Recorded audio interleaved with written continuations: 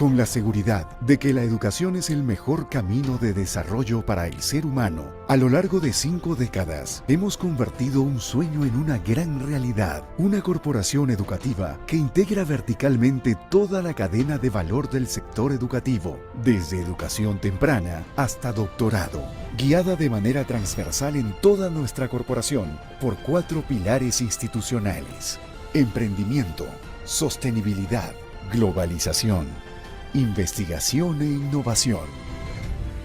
Desde nuestros inicios, en USIL, reconocimos la internacionalización como fuente de inspiración para el crecimiento de nuestro modelo educativo.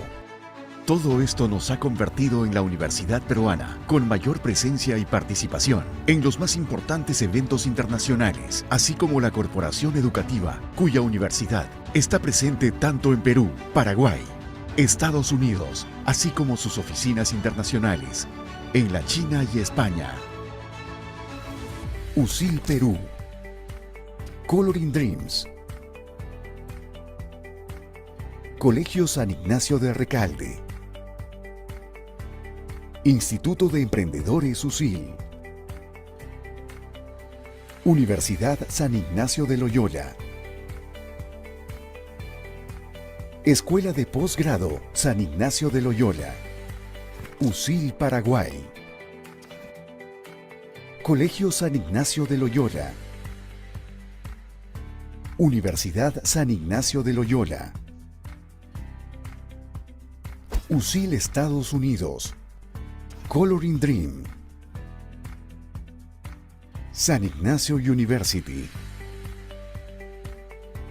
USIL China, Centro Peruano para Estudios Latinoamericanos, BISU-USIL, USIL España, Oficina de la Vicepresidencia Internacional para Europa y África. Más de 270 alianzas estratégicas internacionales, como el convenio con el mayor centro de entretenimiento del mundo, Walt Disney World, una experiencia intercultural sin límites, así como con el famoso Instituto Paul Bocuse, que eligió nuestra universidad como su campus oficial para América Latina. Hoy las cifras de la Corporación Educativa San Ignacio de Loyola son el mejor reflejo de su sólida trayectoria. Más de 25.000 alumnos, más de 3.000 colaboradores, más de 15.000 alumni, más de 200 convenios académicos, más de 50 años de experiencia en la industria educativa. Y como las necesidades educativas van en constante aumento, nuevas carreras ingresan al mundo USIL. Medicina con enfoque funcional y preventivo, porque es lo que el mundo necesita. Y no queremos ser solo promotores, sino sobre todo actores de la buena salud y de la cultura de prevención en salud. Una iniciativa en alianza con The Institute for Functional Medicine de los Estados Unidos. Es una carrera muy enfocada en el tema preventivo, con mucho más horas en lo que es bioquímica y nutrición.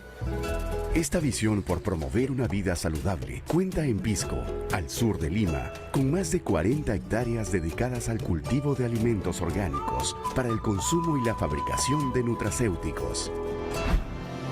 Ciencias del deporte, para formar profesionales comprometidos y capacitados para liderar el proceso de transformación deportiva del país de la mano de los más reconocidos profesionales del deporte internacional, como el Dr. Antonio Escribano, asesor en nutrición y deporte del Comité Olímpico Español y de reconocidos clubes de fútbol como el Real Madrid o el Tottenham Hotspur. 50 años después, la Corporación Educativa USIL está lista para un gran salto. Un nuevo lenguaje de la comunicación multimedia en un solo lugar, conectado al mundo. USIL Digital Learning Factory, el más moderno laboratorio de generación y producción de contenidos para la educación digital. Así nace la Huella Digital USIL, una plataforma virtual educativa y transversal para nuestros diferentes niveles de educación, que involucra las nuevas tecnologías de la información, como el Big Data, la analítica, el Internet de las cosas, la realidad virtual y la inteligencia artificial, para un mejor desarrollo de los procesos cognitivos y profesionales de los estudiantes. Un mundo digital vivo, pero con el corazón humano, Conectados con la tecnología, pero más conectados entre nosotros mismos. USIL, siempre un paso adelante. A continuación, cedo la palabra a la doctora Mercedes Rojas, directora académica de la Escuela de Posgrado de la Universidad San Ignacio de Loyola. Buenas noches a cada uno de ustedes. Les agradezco su asistencia a nuestro evento, a nuestro primer evento académico del año. Estamos muy privilegiados porque vamos a iniciar con ponentes muy reconocidos en el tema que tiene que ver justamente con el liderazgo en la gestión pública. Bien, a continuación voy a ceder la palabra para que pueda dar una breve introducción al evento a la magíster Elsie Segarra, quien justamente nos hablará acerca del tema y luego continuar con el itinerario que tenemos programado para esta noche. Vamos. Me esperan un momentito, justamente Elsie me refiere que ya tiene un pequeño problemita con el audio. Minuto, por favor.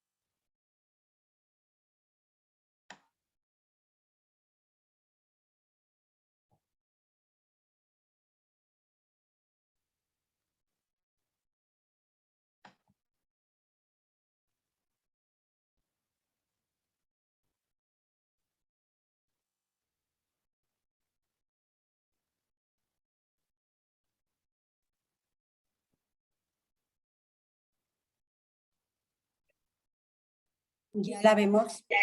Elsie, quiero presentarles a, Elsie Segarra. Ella es la coordinadora de la Escuela de Gobierno, de aquí de la Escuela de Posgrado de la Universidad San Ignacio de Loyola. Le voy a ceder la palabra para que justamente nos dé esta breve introducción al tema que vamos a abordar en este conversatorio. Elsie.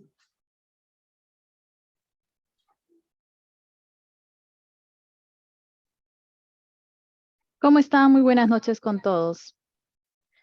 El tema de hoy no es indiferente para nadie. El servicio público debe orientarse a construir un liderazgo sólido. Debe estar comprometido con el país. Debe además el líder público desarrollar competencias acorde a la necesidad de una nación. Además debe fomentarse un perfil para el líder público que no solo esté dispuesto a atender las necesidades de todos nuestros connacionales, sino también debe motivar, coordinar, trabajar en equipo con técnicas prácticas que contribuyan a solucionar los problemas internos y externos, capaz de cumplir las metas públicas que exige la sociedad. Este gran reto está para modernizar la capacidad estructural de un país. Nuestro compromiso como escuela de gobierno, nuestro compromiso como la escuela de posgrado es formar a los directivos públicos capaces de abordar el problema de país de manera realista y propositiva, consolidando la democracia.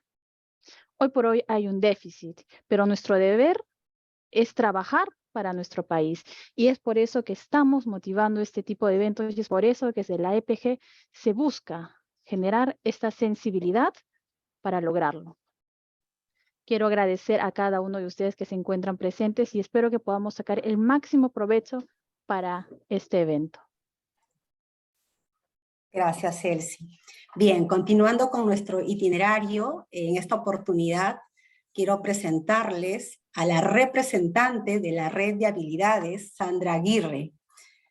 Sandra Aguirre nos estará acompañando esta noche en calidad de representante, como ya lo mencioné, de la Red de Habilidades. Es magíster en Administración de Empresas con especialidad en Gestión Integrada de la Calidad, Seguridad y Medio Ambiente de la Universidad Viña del Mar en Chile. magíster en educación de la Universidad Católica de Manizales y actualmente doctorando en proyectos en la Universidad Internacional Iberoamericana de México. Cuenta con más de 27 años de experiencia en áreas administrativas y gerenciales, principalmente en universidades como la Universidad de Colombia, Universidad Antonio Nariño, Universidad La Gran Colombia y Universidad del Quindio. Te damos el pase, Sandra. Bueno, muy buenas noches para todos. ¿Me oyen? ¿Sí? Escuchamos clarísimo. Bueno, muchas gracias por estar acá. De verdad que es un placer estar nuevamente compartiendo este tercer conversatorio de la Red de Habilidades Blandas, un reto que nos propusimos desde el año pasado cuando a partir de una conversación informal fuimos aunando esfuerzos entre todos los actores que tenemos hoy aquí. Quiero darle un agradecimiento muy especial a la Universidad San Ignacio de Loyola, a la ESAT, a la Escuela Superior de Administración Pública acá en Colombia, quien nos acoge en este tercer conversatorio con una temática de verdad que es bien interesante frente al quehacer de los líderes públicos, ¿ya? Entonces, pues es un placer, muchísimas gracias. Esperamos seguir contando con ustedes. Una vez tengamos programado el cuarto conversatorio, pues estaremos pendientes todos de compartir y de trabajar todos juntos. La Red de Habilidades Blandas es una red que se conformó gracias al juego de voluntades de diversas personas que fuimos aunando esfuerzos para llegar a tener eventos como el que tenemos el día de hoy. Al profesor Gilberto Álvarez, a la profesora Rosa Margarita, gracias por haber asumido este reto, esta responsabilidad, este criterio de poder compartir con nosotros este tercer conversatorio. Obviamente es nuestro primer evento académico de este año, vendrán muchos más eventos y esperamos que todos los que nos están acompañando el día de hoy nos sigan acompañando en los próximos conversatorios. Doctora Mercedes, muchísimas gracias por aperturarnos en su universidad y por haber permitido este evento. Muchas gracias.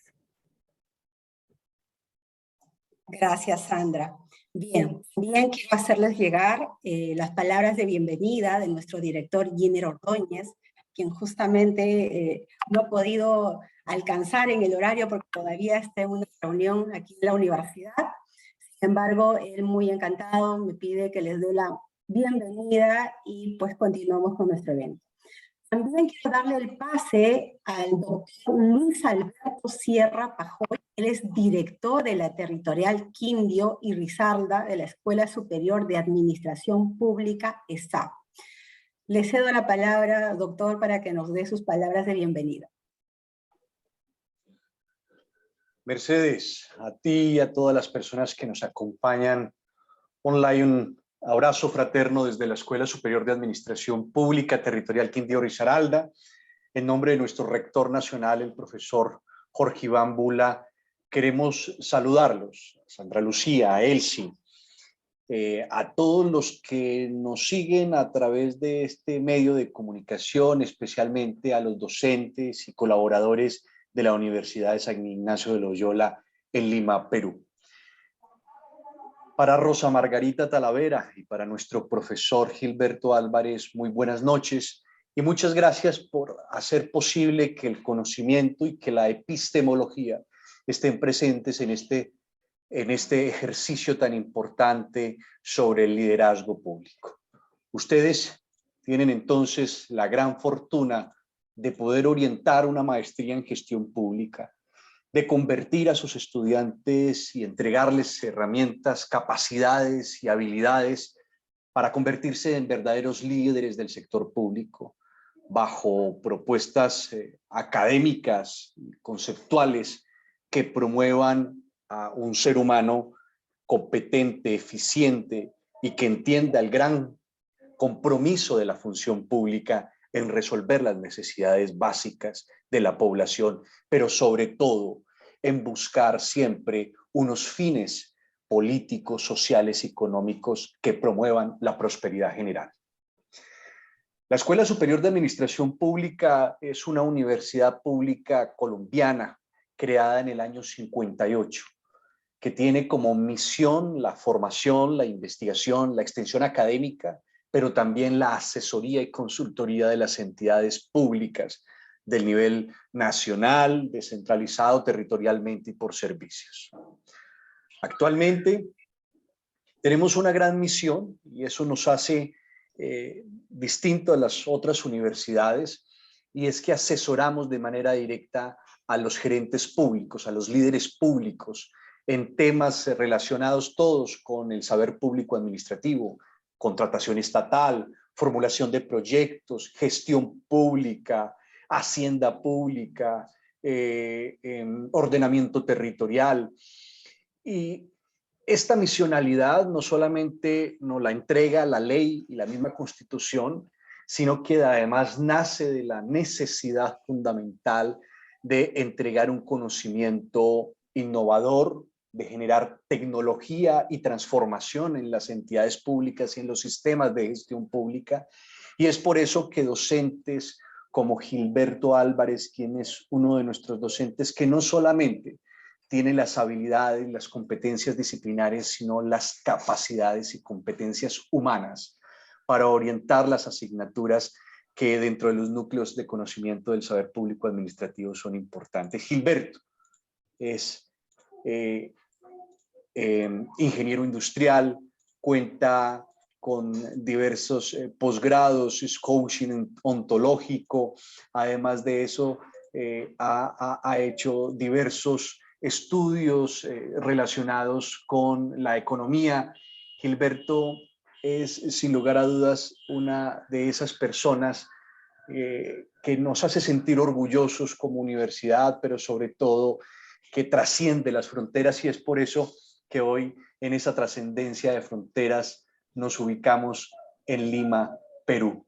Y nos ubicamos en Lima, Perú, con la intención de fortalecer y de alinearnos en los esfuerzos por la transformación de nuestra población y especialmente de la ciudadanía en general. Ustedes allá desde la avenida de La Fontana, nosotros desde aquí, desde el departamento de Risaralda, estamos focalizados en capacitar y entregar herramientas, capacidades y fortalezas a los líderes públicos. Hoy nuestros líderes públicos tienen una gran misión, y esa misión del liderazgo en el servicio público y en el futuro del trabajo es importantísimo. No en vano, Perú fue uno de los primeros países en comprometerse con la OCDE a través del programa de países de la OCDE en temas de crecimiento económico, gobernanza pública, anticorrupción, transparencia, capital humano y productividad, incluso medio ambiente. Y es precisamente esa nuestra misión como universidades, que promovemos el conocimiento hacia el servicio público, que debemos enfocarnos en entregar esas herramientas al talento humano de la administración pública. Mirar hacia el futuro, al entorno laboral que cambia rápidamente, que exige no solamente servidores públicos y funcionarios públicos competentes y especializados en diversas áreas del conocimiento público, sino que además sean resilientes, con capacidades y habilidades para la vida, recursivos, pero sobre todo que entiendan la gran importancia de lo público. Y entender la gran importancia de lo público es entender que el erario público, que los recursos públicos deben estar dispuestos para servir al público, ¿sí? Y precisamente en esa planeación, en la gestión pública que deben tener nuestros servidores públicos y nuestros líderes públicos, hay que entender que la fuerza laboral está basada en la previsión, en la resiliencia, en la capacidad de pulir las piedras angulares para enfocarnos en políticas públicas que garanticen y satisfagan los problemas públicos complejos.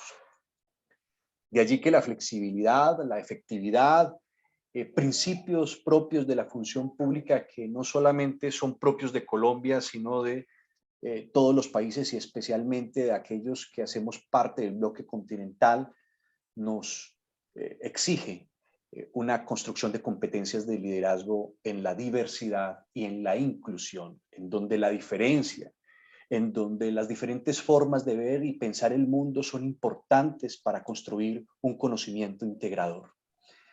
Hoy nos sentimos orgullosos de poder dar apertura con ustedes a este importante evento y siempre encontrarán en la Escuela Superior de Administración Pública una casa de estudios amiga con la que pueden trabajar articuladamente este y otros espacios y saberes de la administración pública. Un abrazo fraterno para todos los asistentes, profesor Gilberto, a la profesora Talavera, fraternal saludo, y a todos ustedes allí en esta importante universidad de Lima, Perú, la Universidad San Ignacio de Loyola, una universidad fundada en el año 95, reconocida por ser una de las mejores del territorio nacional.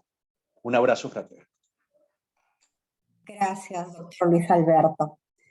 Bien, continuando con nuestro evento, quiero presentar a los panelistas quienes van a participar del conversatorio.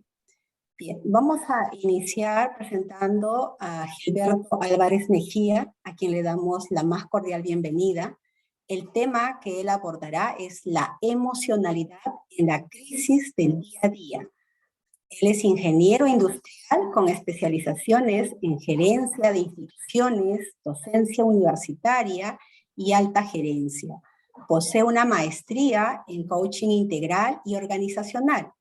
Cuenta con 18 años de experiencia como gerente de pymes, además de ejercer como consultor en procesos de desarrollo organizacional en entidades públicas y privadas. De igual manera, de dar también la más cordial bienvenida a Rosa Talavera Aguirre, es ejecutiva senior de recursos humanos, quien abordará el tema Me conozco, me desarrollo. Ella es licenciada en psicología, posee un MBA de la Universidad San Ignacio de Loyola y máster ejecutivo en dirección estratégica de marketing por la Escuela de Organización Industrial España.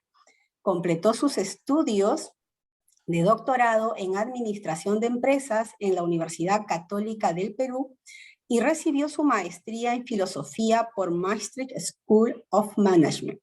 Posee más de 30 años de experiencia en recursos humanos en diversos sectores: gobierno, consumo, telecomunicaciones y banca. Ha participado en numerosos proyectos de integración y fusión a nivel nacional e internacional, además de ejercer como Human Resource Advisor, directora en Human Resource, así también en cargos ejecutivos y de liderazgo en las áreas de recursos humanos para Scotiabank, Telefónica del Perú, Belsouth, Atento y Philips.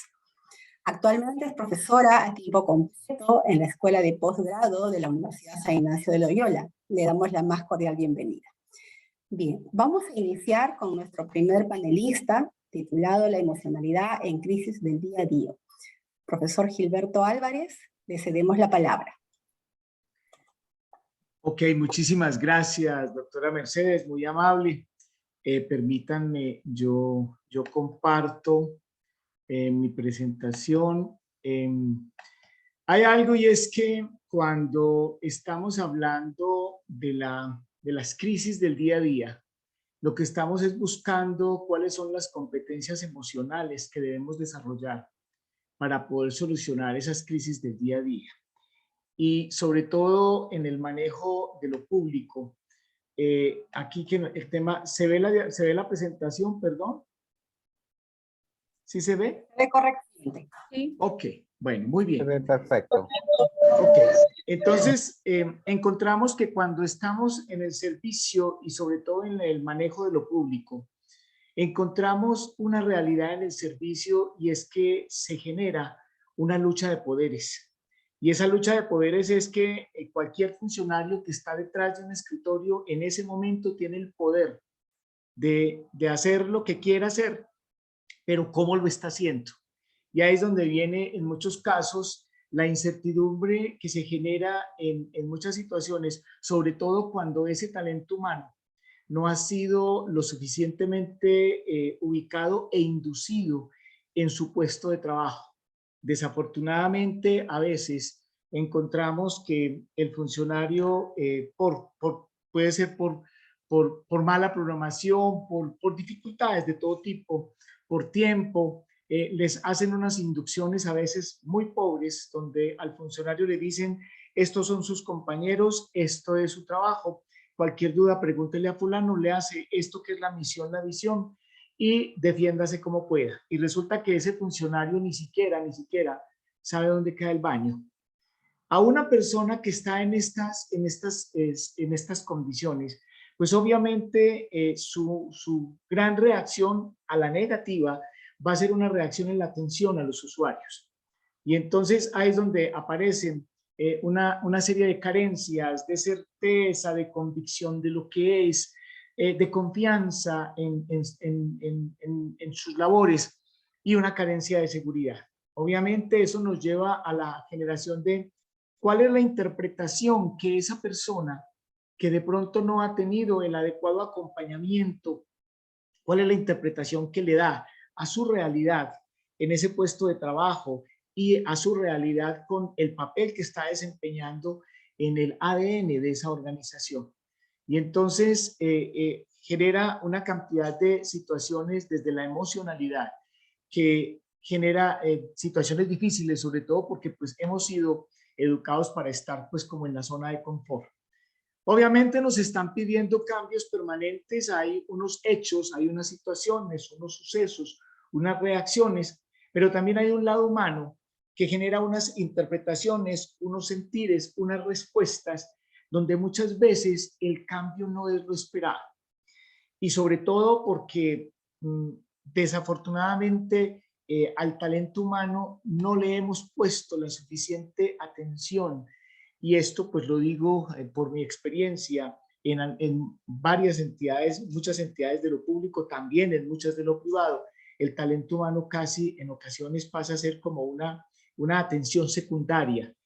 Y resulta que ese talento humano pues es el que está dando la cara por nosotros, pero ese talento humano, esas personas están conformadas por una serie de historias que es lo que generan su discurso. Por eso ahí viene la pregunta, ¿por qué hablo como hablo? Y es que generalmente estamos mezclando una serie de juicios, apreciaciones, declaraciones de lo que vemos, a veces sentimos transparencia por lo que está pasando, no tenemos la suficiente sensibilidad, estamos en una montaña rusa de quiebres, hay afirmaciones y hay un observador que cada uno de nosotros tiene, que es lo que está conformando ese discurso, esa manera como veo lo que veo. Y esto nos lleva a que hay una situación de vulnerabilidad en el punto de vista de un ser humano con una cantidad que es débil y un posible daño que se pueda generar. Ante esa vulnerabilidad, pues obviamente aparece todo ese juego de emociones y la manera como encontramos diversas respuestas a esas situaciones que se nos están presentando. Ya es donde encontramos que hay un juego entre lo que es la estigmatización y lo que es la apertura de lo que está sucediendo. Entonces, ahí es donde encontramos que esas posibilidades que se dan nos están visualizando unas posibles, desde el punto de vista de la estigmatización, nos montamos en la queja y nos volvemos unos protagonistas de la queja. O estamos en la función de reclamar permanentemente porque las cosas no se dan como estoy pensando, pero de pronto no estoy aportando lo que es. O asumo una posición dogmática ante determinadas situaciones. O lo puedo mirar desde el otro lado, desde el punto de vista de la apertura de las posibilidades, evaluar, aceptar y dialogar. Esto, obviamente, el ser humano, ese ser humano con su historia, con su discurso, tiene unas interpretaciones de lo que está pasando. Y aquí es donde juega el papel importante del líder, de su líder. Si tenemos en cuenta que estamos en la administración de las cosas públicas, cómo realmente estamos alineando el discurso institucional con el discurso de las personas. En esto es donde tenemos que poner el suficiente cuidado, porque esa no alineación puede generar una cascada de emociones que van de frente conmigo, de frente con las personas, y aparecen esas historias que de pronto, situaciones que en algún momento dado no se pudieron haber procesado y nos generan algunas reacciones como cualquier emoción. Todos sabemos que las emociones pues no se controlan ni se reprimen, las emociones se reciben y depende cómo lo miremos. Hay algunas veces que las miramos desde la luz, desde el punto de vista de que entendamos el significado de esas emociones, o desde la sombra, cuando realmente nos genera una confusión.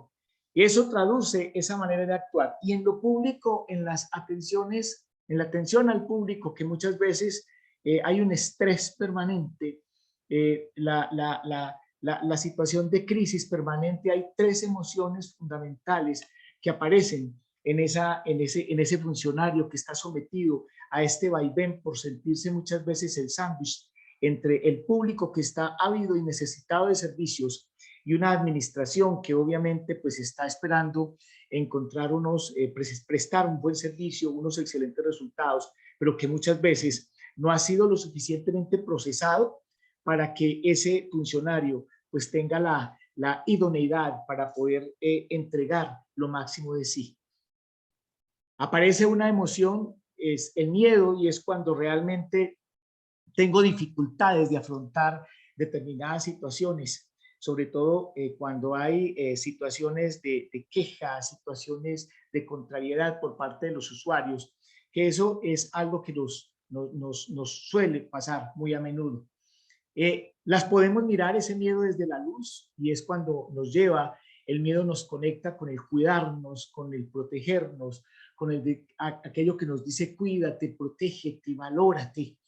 Puede ser un medio de sobrevivencia, pero cuando la miramos desde el lado oscuro, encontramos el pánico, una acción permanente de huir o evadir, y a veces asumimos algunas funciones como el temerario o el valiente, que resulta haciendo algunas cosas que prácticamente son impredecibles.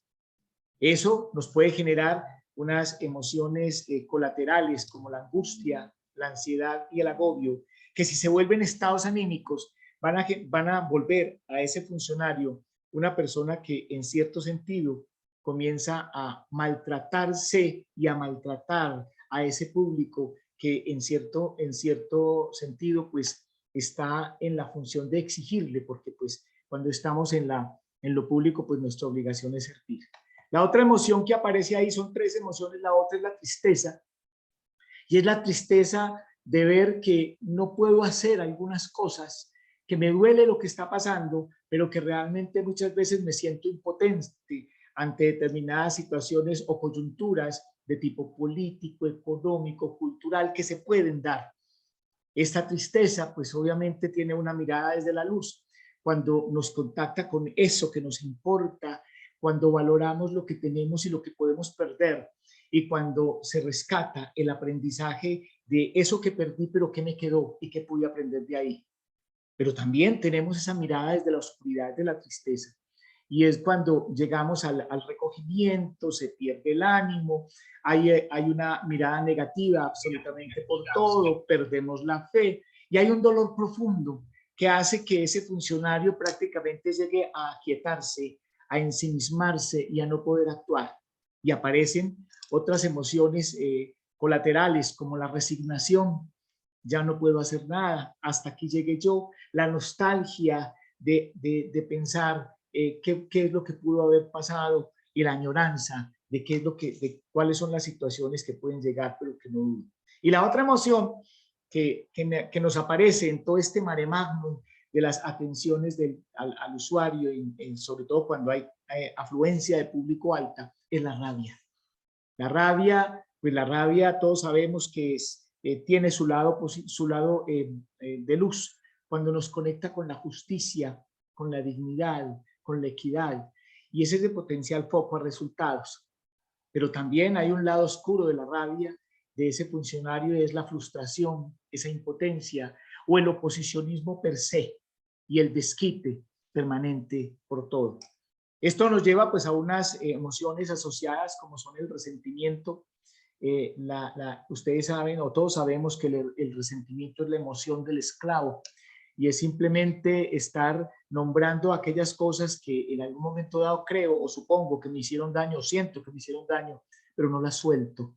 La ira y esa venganza permanente. Entonces, como vemos, hay todo ese carrusel de emociones y a veces los líderes no caen en cuenta de que ese funcionario que está ahí atendiendo 300 personas en una mañana también siente, tiene emociones, tiene vulnerabilidades, porque tiene una historia propia, porque tiene una vida que contar, y esa vida que él cuenta es su vida y no la puede separar.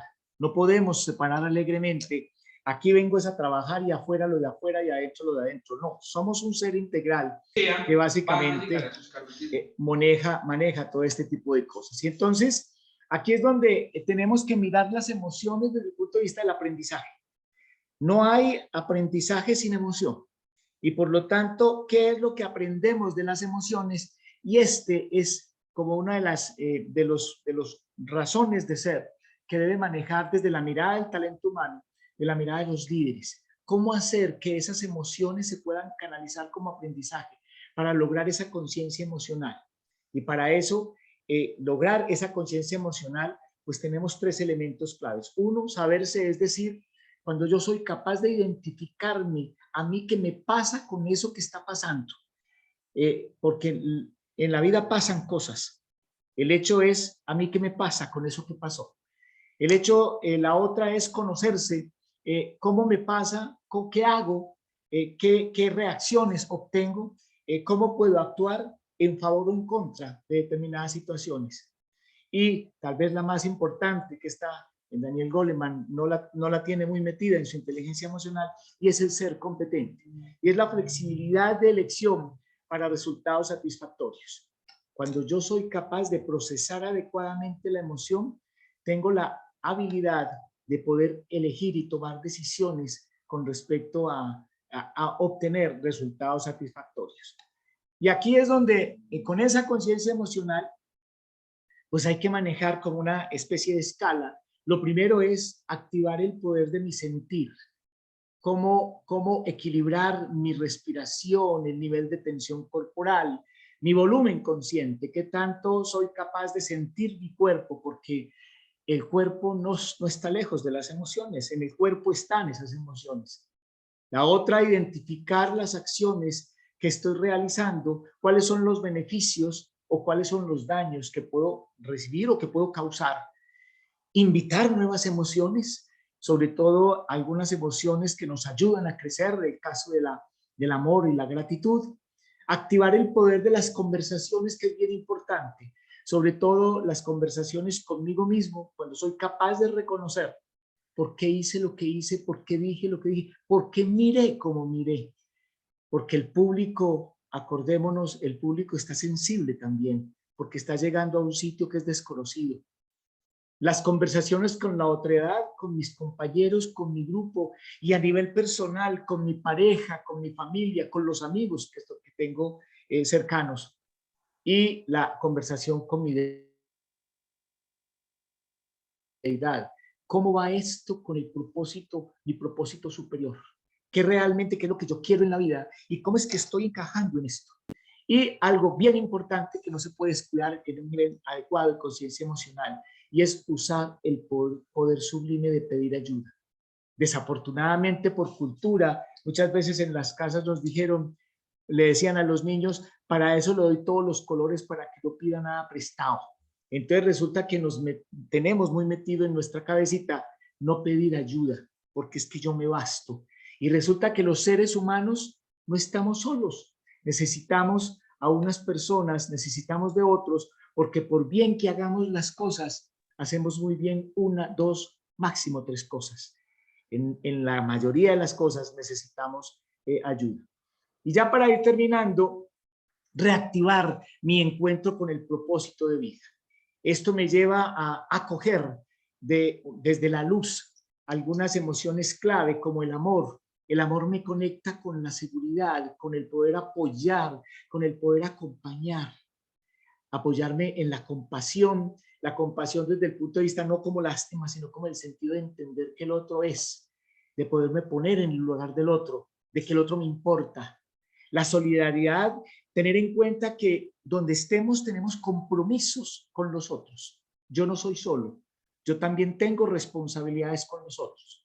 La gratitud, el hecho de poder agradecer, reconocer lo que los otros hacen por nosotros. E inclusive la gratitud por las cosas que casi que consideramos que las tenemos porque somos. Y una bien importante, la alegría. Definitivamente la alegría es el acto de celebrar. En un sitio de trabajo donde no haya alegría, no somos capaces de celebrar. Por lo tanto, no somos capaces de identificar qué somos y para dónde vamos como equipo de trabajo.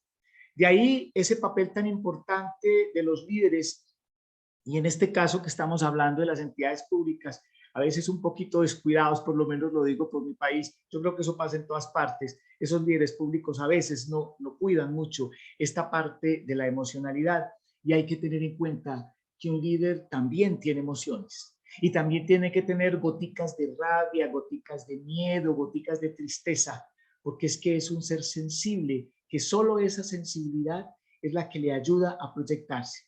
Cuando ese líder es capaz de entender que él también tiene emociones y que es capaz de conversar con su equipo, no es que se ponga a condolerse con ellos, ay pobrecito, mijito, no, es el hecho de integrarse a través de conversaciones con su equipo, es que logra el famoso engagement, que es esa famosa sumatoria entre compromiso y sentido de pertenencia. Eso solamente se da si el líder abre la puerta para eso. Por buenas intenciones que tenga un colaborador, si su líder no le aporta a este tipo de cosas, hasta ahí se llega. Y aquí para rematar, todos sabemos, muchas veces la gente se retira de un puesto de trabajo, de una institución, más por su jefe que por el mismo trabajo e inclusive por el salario, por lo que está ganando. Porque es que ese colaborador necesita sentirse, en el buen sentido de la palabra, necesita sentirse tocado, observado. He ahí lo importante de este manejo de apropiarnos de competencias blandas en ese manejo de lo público. Hasta aquí mi intervención. Muchísimas gracias, muy amables, muy gentiles, y estamos atentos a las respuestas. Ahora apenas mi compañera de panel, la profesora Rosa, haga su disertación. Muy amables. Gracias, doctor Gilberto Álvarez. Bien, le cedemos la palabra a la profesora Rosa Margarita Talavera. Gracias, Mercedes. Gracias, profesor Gilberto. Voy a compartir mi pantalla. De repente, si pueden parar la otra presentación, profesor. Creo que ahí ya salí. Yo creo que ya. Todavía está compartiendo. Ponga ahí exit. Okay. Ahora sí, ya está. Ya. Perfecto. Listo.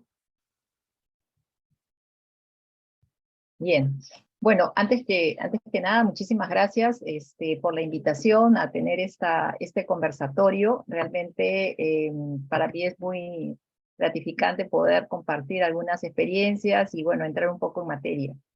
En realidad, esta parte que se complementa mucho con lo que el profesor Gilberto acaba de exponer es básicamente entrar más a un tema de cómo poder conocernos más para poder desarrollarnos más, ¿verdad?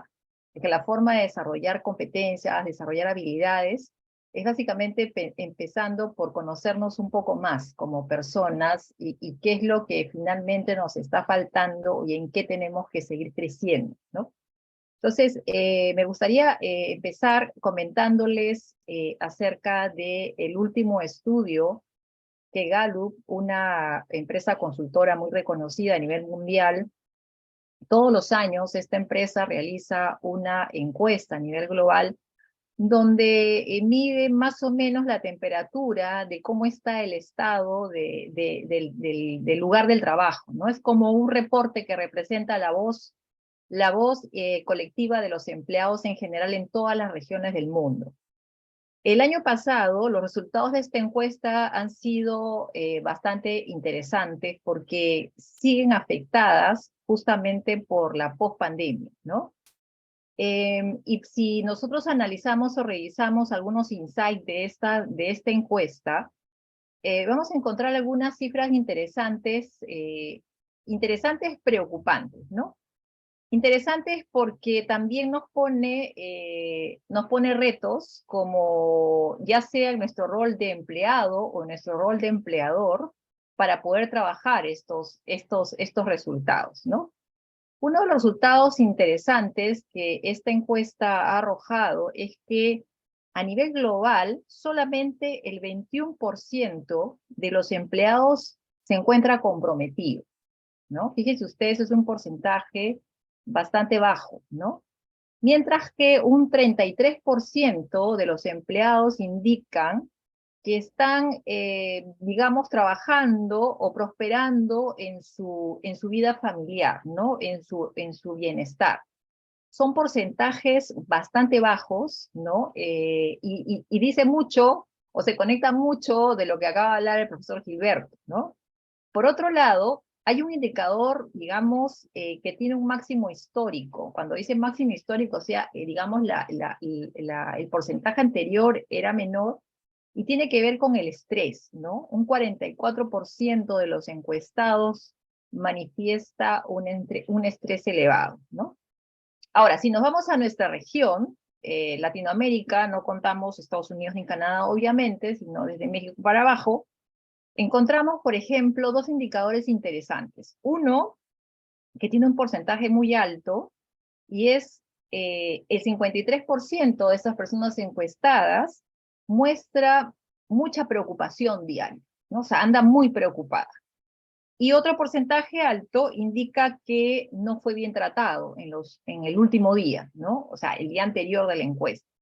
Entonces, estos resultados nos indican que nosotros, como dicen las figuras aquí, estamos rodeados de muchos estímulos y frente a esos estímulos, nosotros tendemos a emitir respuestas. Y estas respuestas son, obviamente, comportamentales, ¿no? Entonces, hay un gran imperativo laboral que nos plantea esta encuesta y que nos plantea la realidad de nuestras organizaciones en general, sean públicas o privadas. Y es que tenemos que trabajar en el bienestar de los empleados, ¿no? Entonces, pero si nosotros decimos tenemos que trabajar en el bienestar de los empleados, ¿cómo se vincula con nuestras competencias blandas, ¿no? Pues directamente. Porque en la medida, como dije hace un momento, si estamos en una organización privada o pública, y somos líderes o somos responsables de un grupo de personas, nuestras competencias, nuestras habilidades blandas van a tener un impacto importante en nuestro grupo de trabajo, ¿no? Entonces, es importante antes de entrar al tema, de repente poder conversar acerca de algunos conceptos para ir progresivamente decantando y llegando a las habilidades. Entonces me gustaría que revisemos, por ejemplo, el concepto de personalidad, ¿no? Porque son conceptos que están muy amarrados a lo que son las habilidades. Entonces acá tenemos una definición de lo que es personalidad y la he tratado de desagregar para poder darle el énfasis correspondiente, ¿no? Entonces, algunos autores sostienen que la personalidad es un patrón único, ¿no? Decimos único, es decir, que cada persona es un mundo totalmente diferente. También nos dice que es relativamente estable en el tiempo. Y nos dice que es relativamente estable. No nos está diciendo que tenemos una personalidad fija por los siglos de los siglos, sino que es un patrón que puede tener ciertas variaciones a lo largo del tiempo. Además nos dice que es un conjunto de rasgos, conductas, comportamientos, actitudes, pensamientos y emociones, ¿no? Un conjunto de elementos que hacen que este patrón lo tengamos de manera estable durante un tiempo. Pero además, que este conjunto de elementos se ve influenciado por dos elementos importantes, donde se ha hecho mucha investigación y se habla siempre a veces de un 50-50, de un 60-40, de un 30-70, en donde el aspecto hereditario juega un rol muy importante y también el medio ambiente, llámese la educación, la sociedad, etc. Y todo este conjunto de elementos influenciados por nuestra herencia, influenciados por nuestro medio ambiente, hace que nosotros nos ubiquemos dentro de un contexto y sea nuestra forma de relacionarnos con nuestro mundo y también cómo las personas nos perciben y nosotros percibimos el entorno, Entonces, fíjense ustedes qué importante es tener claridad acerca de qué elementos son aquellos que nosotros venimos ya con nuestra maleta, ¿no?, de elementos hereditarios, y cuáles son aquellos aspectos que vamos a ir adaptándolos y vamos a ir modificándolo a medida que vamos a medida que nos vamos integrando dentro de un modelo, de una sociedad y una organización. Pero veamos un poquito más allá estos aspectos. Hemos dicho entonces que la personalidad es un conjunto de elementos. Y aquí algunos desagregados que es importante tener en cuenta. Cuando hablamos de rasgos, por lo general nos estamos refiriendo a ciertos atributos, que en gran mayoría son atributos que nosotros traemos ya heredados, ¿no? Digamos, de nuestros padres, nuestra ascendencia, ¿no? Entonces, por ejemplo, podemos tener rasgos tímidos, podemos tener rasgos extrovertidos, y esta timidez o esta extroversión puede, como dijimos hace un momento, ser relativamente estable a lo largo del tiempo. Es decir, la podemos modificar, la podemos adaptar. Por otro lado, tenemos conductas, que son básicamente acciones que nosotros observamos, que nosotros podemos ver, y estas acciones pueden ser o deliberadas, o pueden ser no deliberadas, pueden ser positivas, como pueden ser no positivas, ¿no? Y por ejemplo ahí, una conducta de mentir, ¿no? Una mentira, quien no ha dicho una mentira en su vida, ¿no? Podemos emitir una mentira. Pero ¿qué pasa si esta mentira es reiterativa y es constante y se convierte en un comportamiento, ¿no? En un conjunto de conductas que además tienen algunos elementos internos, ¿no?, que impulsan esta conducta. Entonces decimos que tenemos un comportamiento determinado, ¿no? Y esto es lo que conforma nuestra personalidad. Por otro lado, tenemos pensamientos, que son representaciones, interpretaciones, aspectos cognitivos que nos permiten representar la realidad y entender la realidad desde nuestro punto de vista. Emitir un pensamiento es la interpretación, lo que nosotros construimos de la realidad. Y finalmente las emociones, que no entro mucho en el tema, porque muy bien el profesor Gilberto ha hablado acerca de las emociones, y que es un conjunto, digamos, de situaciones que se presentan y que también impactan, obviamente, nuestros pensamientos, nuestros comportamientos, nuestras conductas. Y luego tenemos las actitudes, que básicamente es la predisposición hacia algo, hacia alguien, con una connotación de preferencia o de rechazo, y que muchas veces estas actitudes, por cierto, las vamos adquiriendo a medida que vamos creciendo, a medida que vamos siendo influenciados por conceptos, por la naturaleza, por la educación, por la cultura, por los valores, etc. Ahora bien, todo esto es relativamente estable en el tiempo y también influenciado por nuestra herencia y por nuestro ambiente, ¿no? Importante entender estos conceptos para ir entrando al concepto de competencia, ¿no? Vamos a ir decantando entonces el tema digamos, de los elementos que forman parte de la personalidad para ir decantando en competencia. Y aquí nos acercamos a un autor que seguramente muchos de ustedes los deben conocer, que es David McClelland, ¿no? Él fue el autor de la teoría de las tres necesidades, ¿no?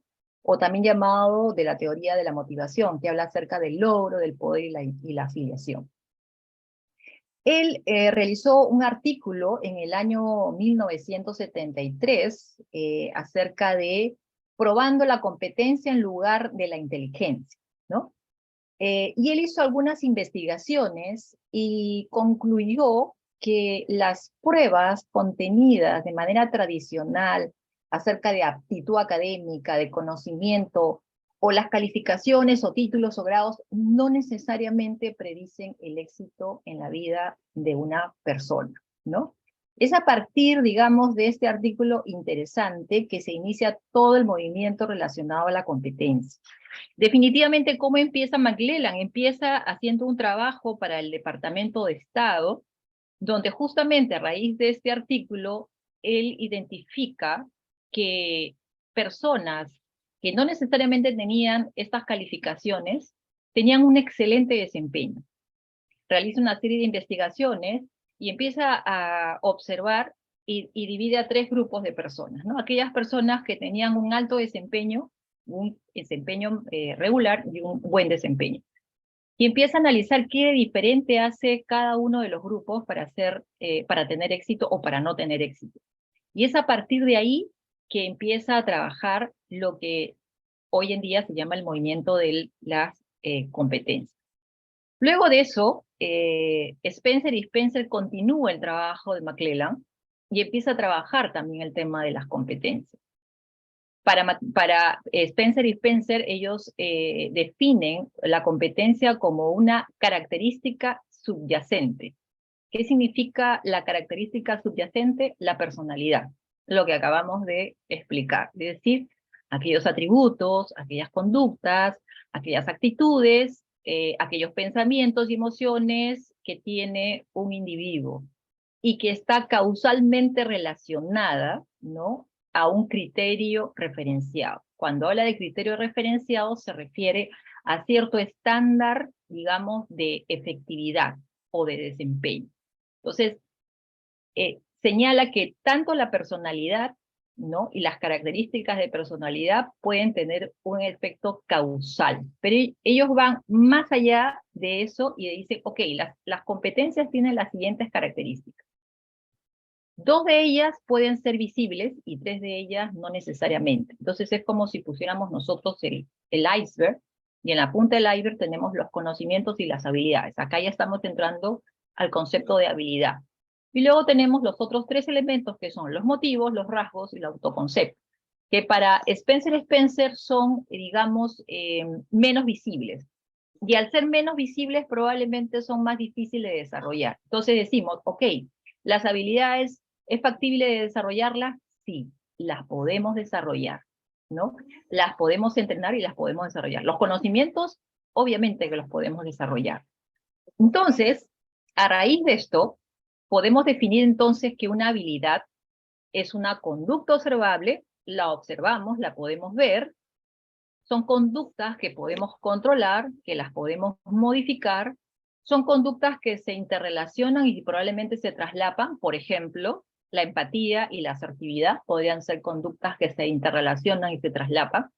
Y también pueden ser conductas que pueden ser contradictorias y antagónicas. Es decir, una misma persona puede tener una conducta A y una conducta B totalmente diferente, pero la aplica en una situación diversa, ¿no?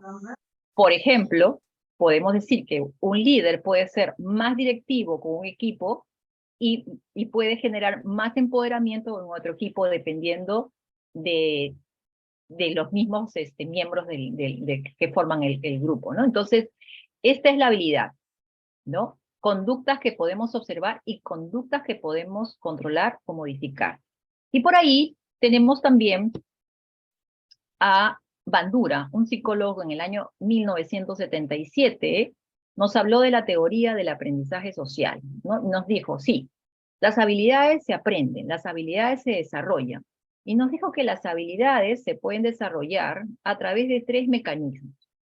A través de un modelo vivo, es decir, podemos nosotros, por imitación, por modelamiento, aprender determinadas habilidades, determinados comportamientos. Y esto es muy importante si ustedes han observado, si ustedes tienen hijos o han tenido hijos pequeños o tienen hijos pequeños, van a observar que los niños aprenden por imitación. Ven a alguien hacer emitir una conducta, inmediatamente esa conducta la imita el niño, ¿verdad?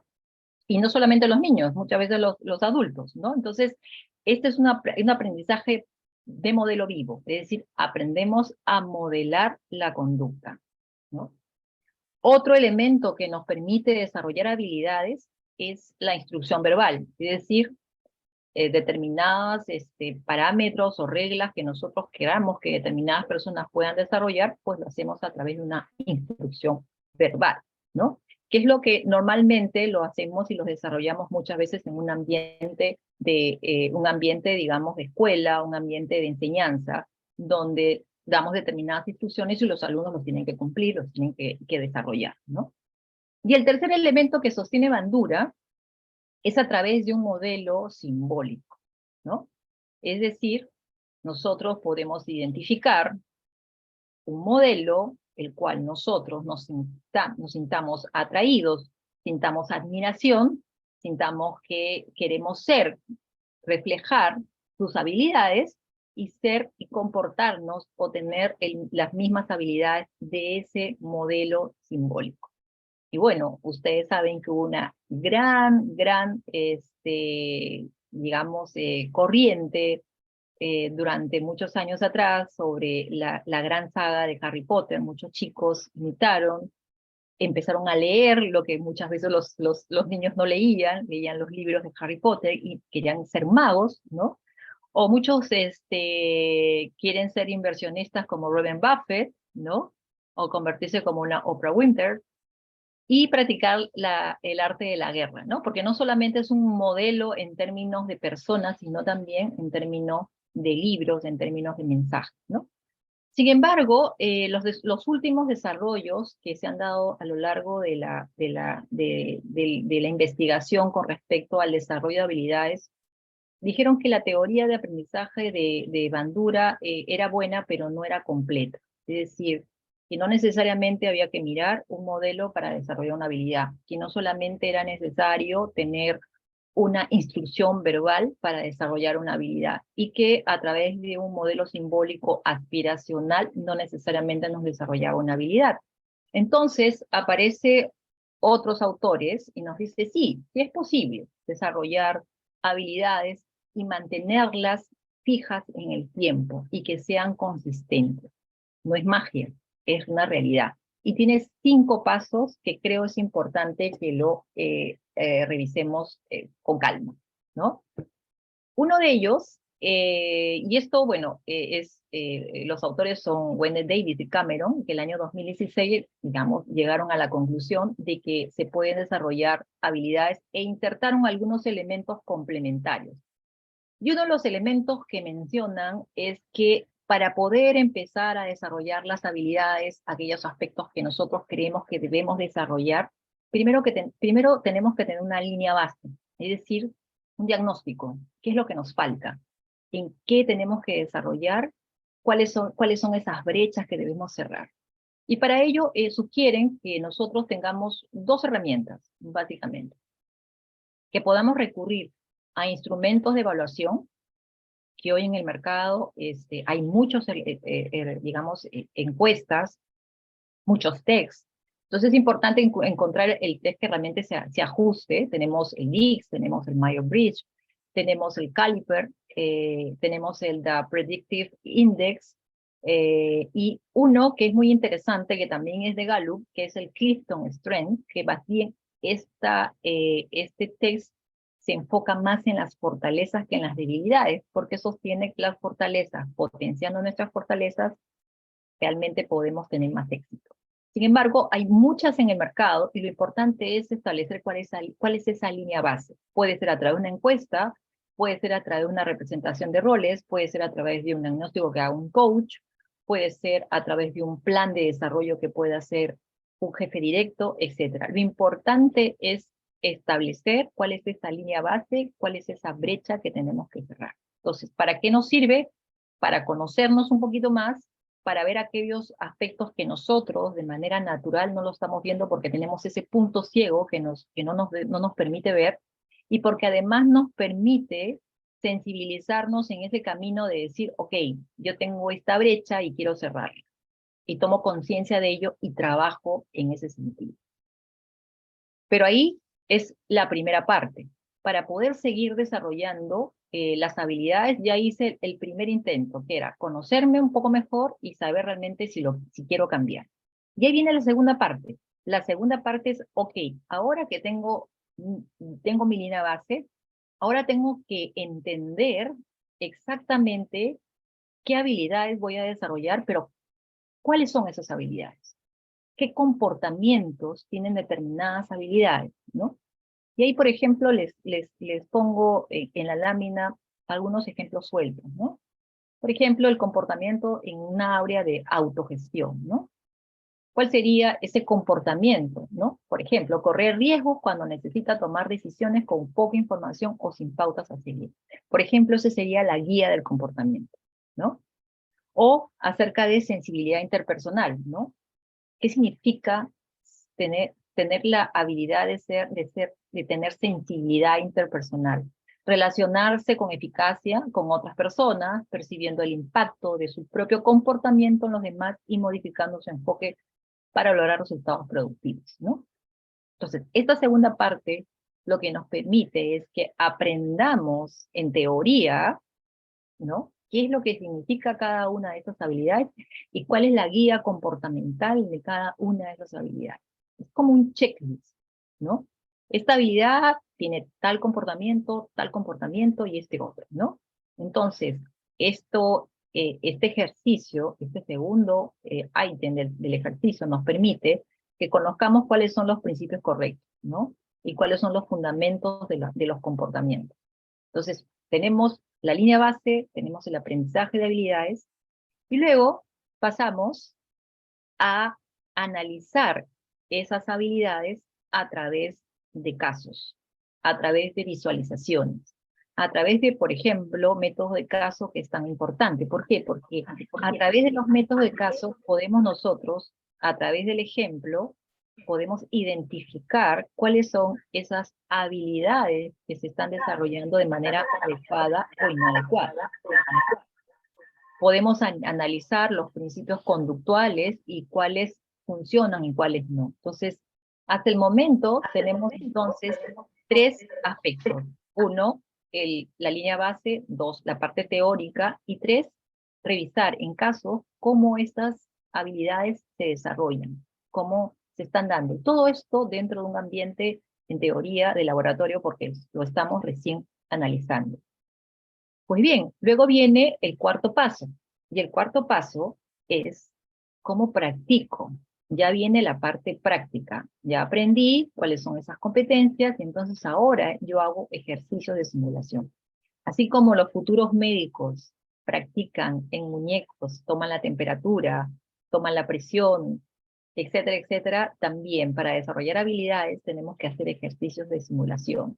Role-playing, establecer situaciones, poder representar situaciones, como tener una conversación asertiva, por ejemplo, cómo responder asertivamente a un requerimiento incómodo o complicado que pueda ser nuestro jefe o nuestro subordinado, ¿no? Entonces, aquí lo que hacemos es practicar de manera continua, adaptar los principios que hemos aprendido en la fase anterior, y a través de la retroalimentación y a través del apoyo que podamos tener del jefe, del coach o quien nos esté apoyando en el desarrollo de estas habilidades, podamos hacer los ajustes correspondientes para ir afinando la emisión de las conductas que sean compatibles con las habilidades que queremos desarrollar.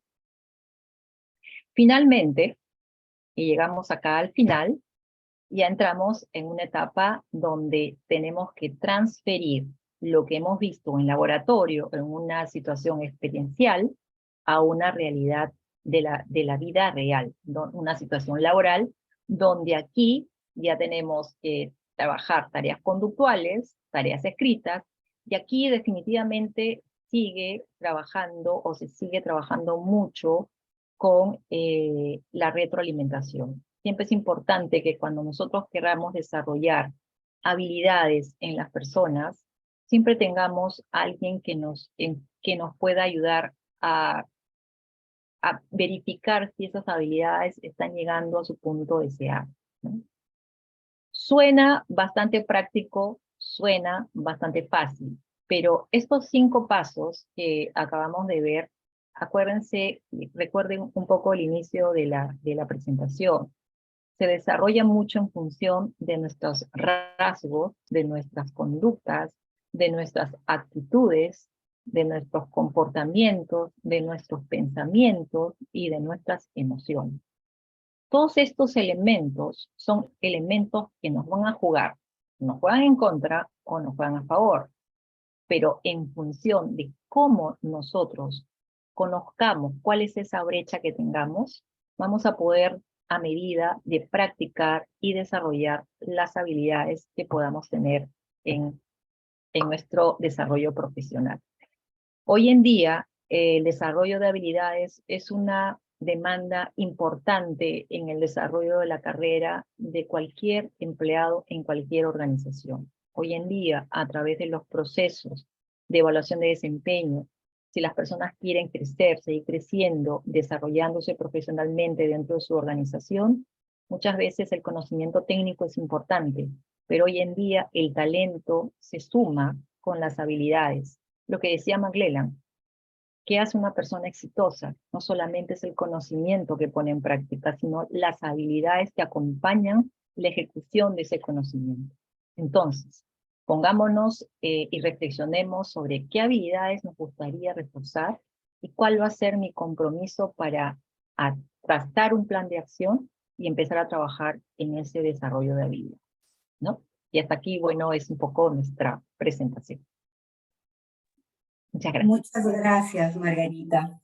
Bien, ahora vamos a dar pase a la ronda de preguntas. Les pido a cada uno de nuestros asistentes que por favor sus preguntas los hagan llegar a través del chat de manera escrita. Yo leeré cada uno de ellos para que nuestros panelistas puedan responder.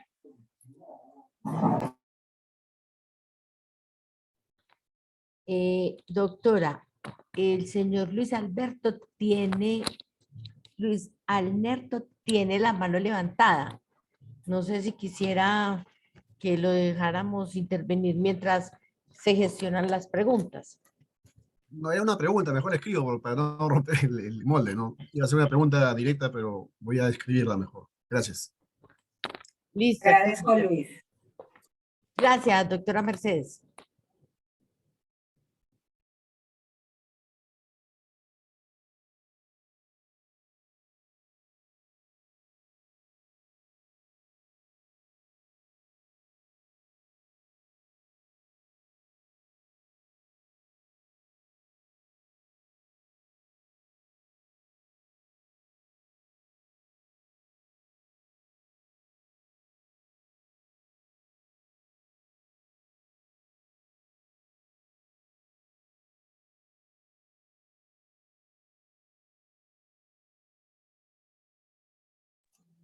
Esperamos unos minutos mientras vamos viendo las preguntas que nos puedan ir llegando.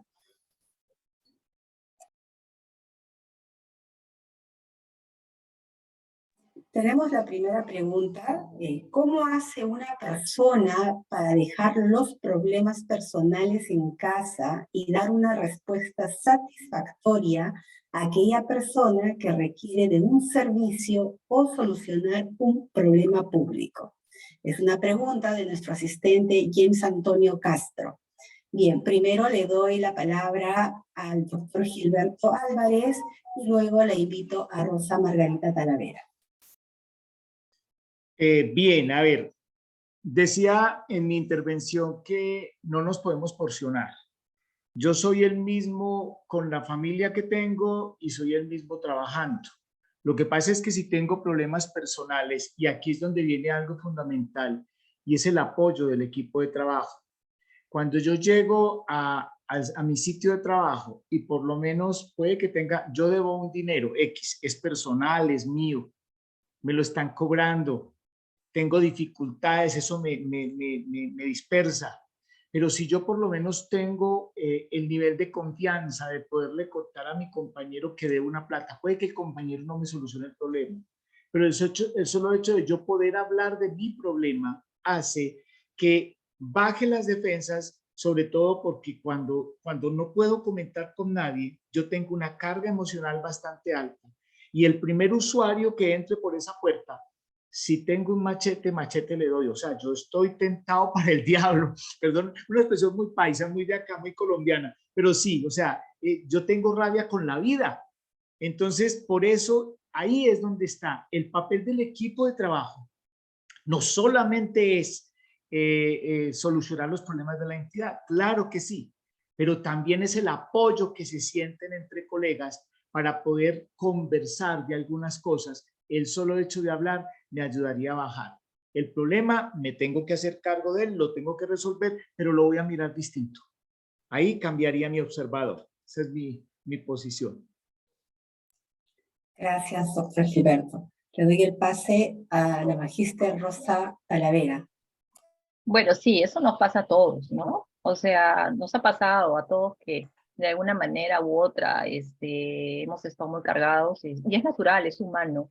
Y lo que nosotros creo debemos hacer en general es manejar nuestras emociones y es tratar de ser conscientes de ello, ¿no? O sea, es un ejercicio que al final todos tenemos que hacer, aun cuando no estemos frente a situaciones, digamos, complicadas como lo que nos ha planteado James, ¿no? Creo que todos vivimos en un proceso, les dije las estadísticas de estrés histórico que tienen los empleados a nivel mundial, 44%, que según Gallup, la última encuesta. Estamos también nosotros incluidos en nuestra región. Entonces andamos muy estresados. Entonces creo que es importante que las personas aprendan conscientemente este tema del estrés y lo traigan y lo trabajen, o sea, que sean conscientes. Y de que eso puede afectar nuestro trabajo definitivamente, ¿no? O sea, no podemos tapar con el todo un dedo y decir, no, no estoy estresado en el trabajo y sí, o sea, muchas veces damos una respuesta negativa, pero tenemos que pensar que todos estos elementos de estrés al final nos pasan la factura a nosotros, porque ese estrés termina siendo somatizado y terminamos con úlcera o con artritis o con algunos problemas. Entonces tenemos que trabajar mucho diferentes elementos.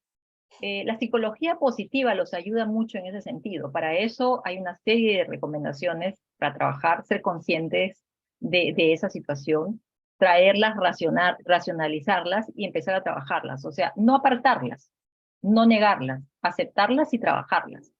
Porque si la negamos, nunca la vamos a resolver. Entonces, creo que ese es un poco mi punto de vista, ¿no? O sea, todos hemos pasado por situaciones iguales, pero si lo apartamos y lo ponemos debajo de la alfombra, solamente va a ser un paliativo que al final va a volver a salir. Tenemos que afrontarlo y resolverlo, ¿no? Bien, gracias. Tenemos la siguiente pregunta, donde nos dicen cómo influyen en los líderes públicos el qué hacer de las competencias ante entornos complejos, como los que estamos viviendo en nuestros países. Le doy el pase a el doctor Gilberto y continuamos con Rosa Talavera.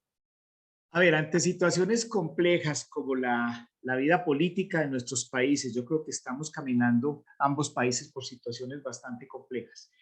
Ese líder, hay una ventaja de unos sobre los otros, y es que aquellos líderes que son capaces de asimilar las competencias blandas tienen mucho más capacidad de enfrentar situaciones de conflicto. Cuando yo no soy capaz de desarrollar, de entender mi emocionalidad, de visualizar el trabajo en equipo, de manejar una adecuada comunicación efectiva y asertiva, pues lógicamente voy a encerrarme en mí mismo y en lo personal voy a tener mucho más dificultad para solucionar todos estos problemas tan complejos, sobre todo cuando hay tantas presiones desde afuera, porque es que un líder público puede tener muy buena voluntad, pero tiene muchas presiones externas de todo tipo. Esas presiones las podemos liderar mayormente cuando hemos hecho como el trabajo personal. Esto es un trabajo personal que deben hacer los líderes públicos y privados también, cualquier líder, para poder asimilar situaciones complejas, porque lo que está esperando el grupo de seguidores es qué es lo que él va a hacer para saber si lo seguimos o no lo seguimos. Entonces, por lo tanto, si yo soy la muestra, si yo soy el modelo, pues obviamente soy un ser humano que tengo dificultades, pero ahí es donde viene como ese trabajo desde lo personal. Desarrolle competencias blandas, asimile eso. ¿Para qué? Para que su mirada del mundo cambie. Eso, el solo hecho de cambiar la mirada, puedo por lo menos comenzar a pensar que puedo hacer parte de ese cambio ante esas situaciones tan complejas que se presentan.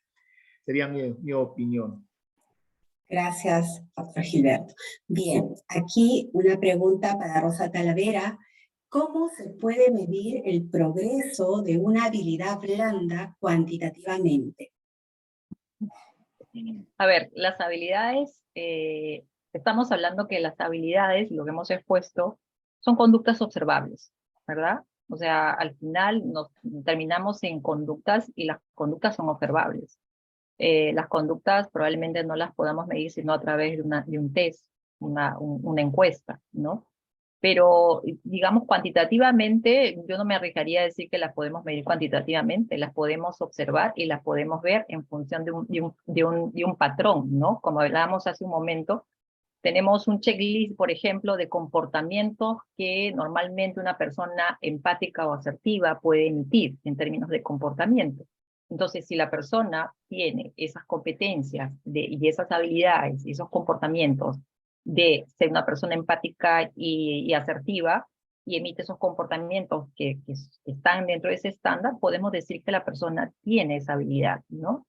Entonces, hoy en día existen muchas encuestas, como mencioné al principio, que lo que han tratado es de generar ciertas estadísticas, correlaciones, y ponen situaciones, ¿no? Por ejemplo, hay una prueba muy interesante que hace muchos años yo la tomé y después la revisé, y es Caliper, ¿no? Es una prueba que mide, que identifica atributos, los principales atributos de personalidad. Entonces, es una prueba que presenta situaciones y le da al participante que elija 3 alternativas. Y a medida que va avanzando la prueba, las alternativas se ponen muy duras, porque, por ejemplo, la que más acepte o la que menos acepte, y probablemente se va a encontrar una en que ninguna le acompaña ni para aceptar. Entonces, a través de mecanismos digamos, de encuestas y de pruebas, se puede establecer cierta línea, ¿no? Línea base.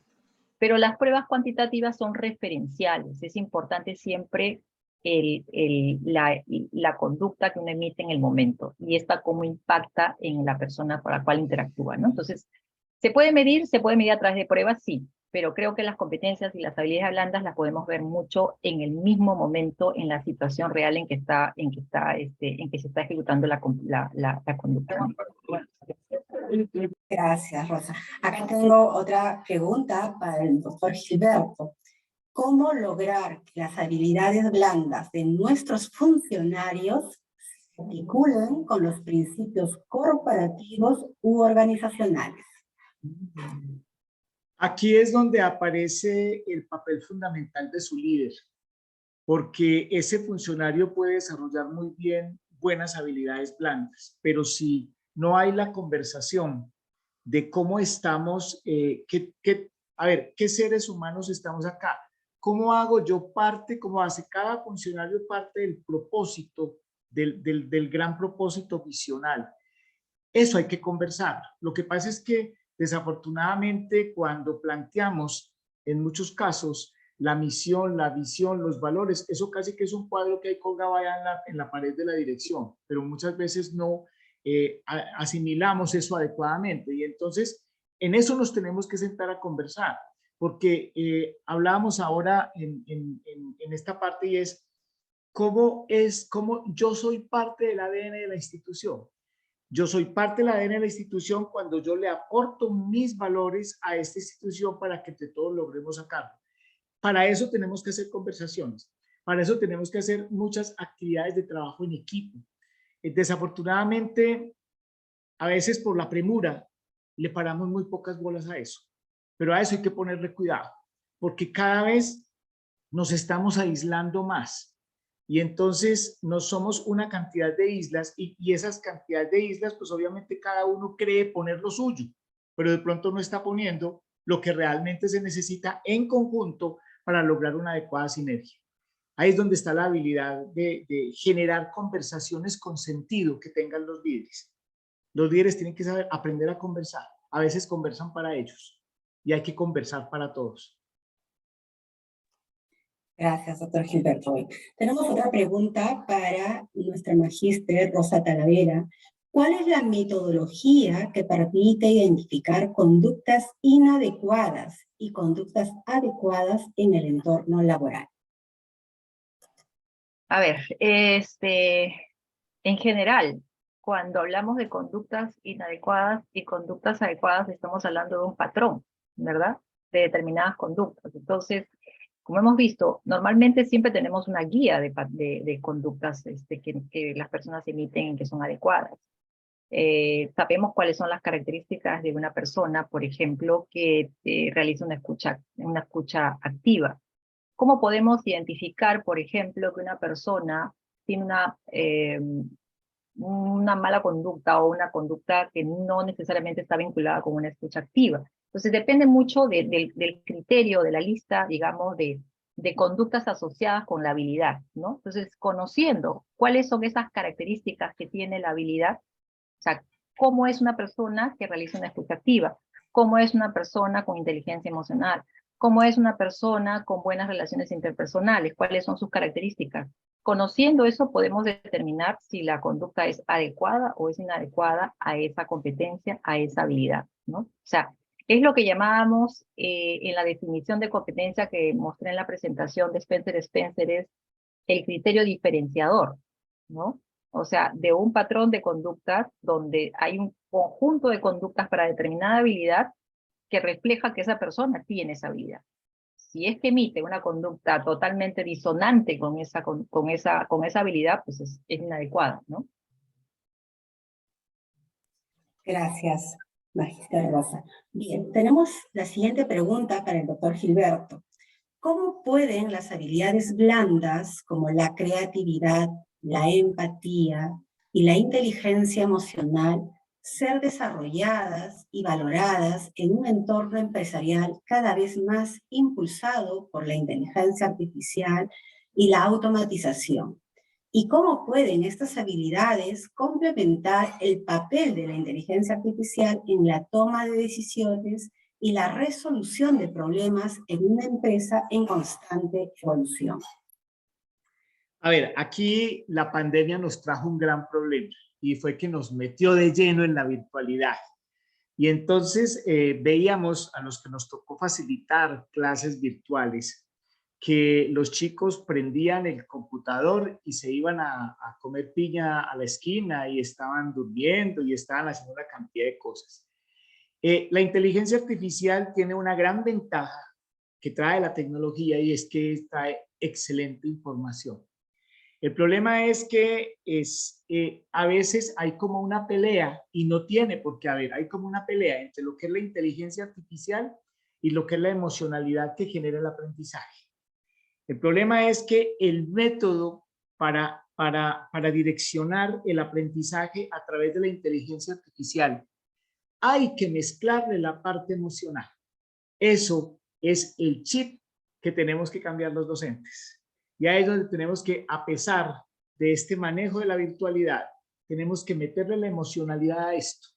Porque si no hay emoción, no hay aprendizaje. Eso está comprobado. Entonces, eso, obviamente, una persona que tenga ese potencial, le llega una muy buena cantidad de información, eso no se le puede negar a la tecnología, nos genera mucha información, pero ¿qué nos ganamos con tener mucha información y poca capacidad de decisión?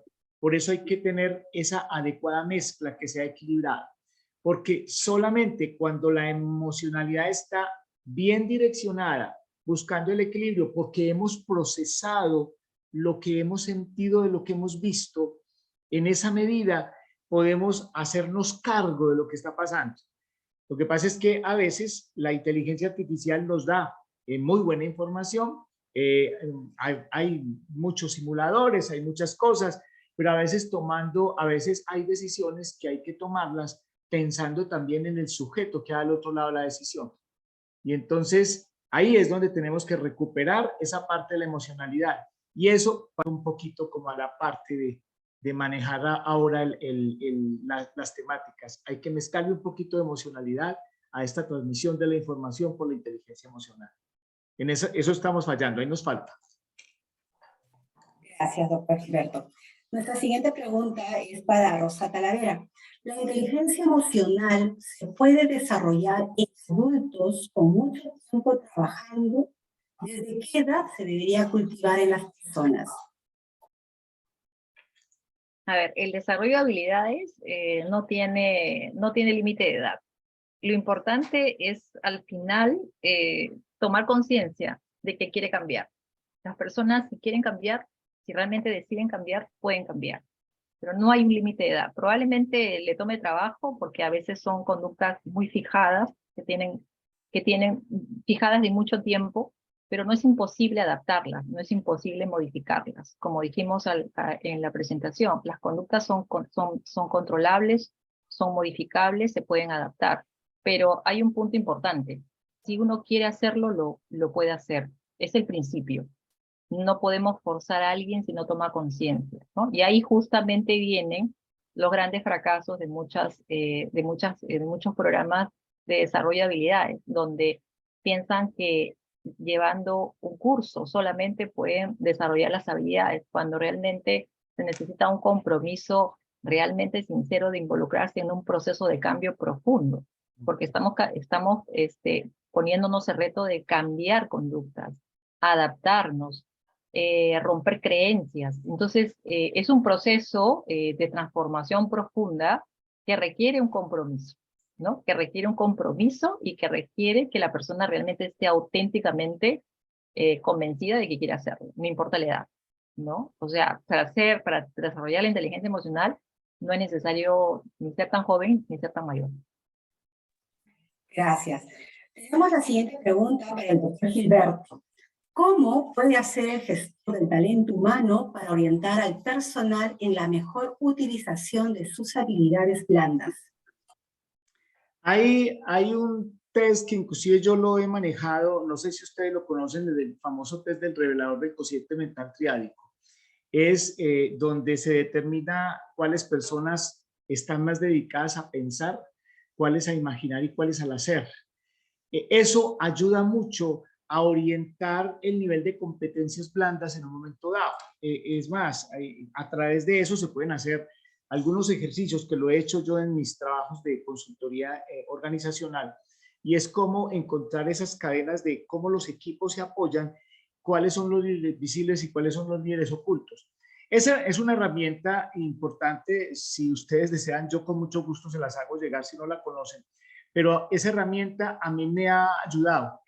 Ahí sí lo hablo es por la mera experiencia, por la pura experiencia. Facilita mucho porque de acuerdo a cómo yo pienso, aprendo. Hay algunos que aprenden imaginando, otros aprenden haciendo y otros aprenden pensando. Entonces, de acuerdo a eso, pues nos da una visual que le ayuda mucho a los líderes para saber realmente si la persona está ubicada en el puesto que es. Porque es que a veces de pronto no hay malos trabajadores, están mal ubicados. Entonces ahí es donde el líder tiene que identificar perfectamente cuáles son los que realmente hacen, cuáles piensan y cuáles imaginan. Eso hace que un equipo de trabajo inclusive pueda funcionar con las mejores competencias, donde cada uno da de lo que tiene potencial. No podemos pedirle a una persona lo que no tiene potencial. Ese test ayudaría mucho. Repito, con todo gusto les hago llegar ese ejercicio y me parece muy interesante y lo he hecho y funciona.